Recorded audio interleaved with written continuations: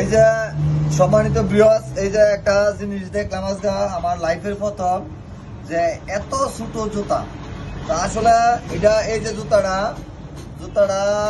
আমার মনে হয় 4 দিনের বাচ্চার পাওয়া লাগে কিনা সন্দেহ। যাক, এটা তো আমার নাইম কারিগর বানাইছে।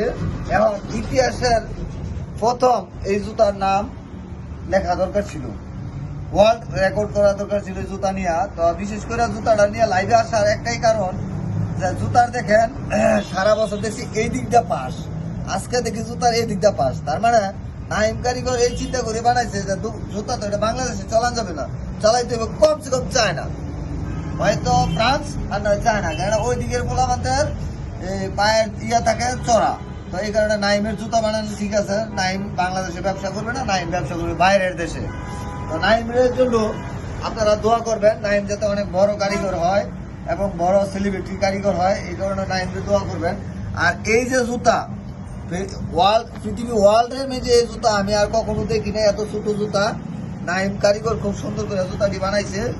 তো বিশেষ করে নাইমের জন্য আপনারা একটু দোয়া করবেন, নাইম যাতে বড় ধরনের মিস্ত্রি হইতে পারে, কারিগর হইতে পারে। তো ধন্যবাদ সকলে, লাইক কমেন্ট শেয়ার এবং ফলো দিবেন, আমাদের পাশে থাকার চেষ্টা করবেন। এখন আমাদের সম্মুখে কিছু কথা রাখবেন, যে জুতা বানাইছে যে কারিগর তার কাছ থেকে আমরা কিছু কথা শুনবো, পরে আমরা ভিডিও অফ রাখবো ইনশাল্লাহ।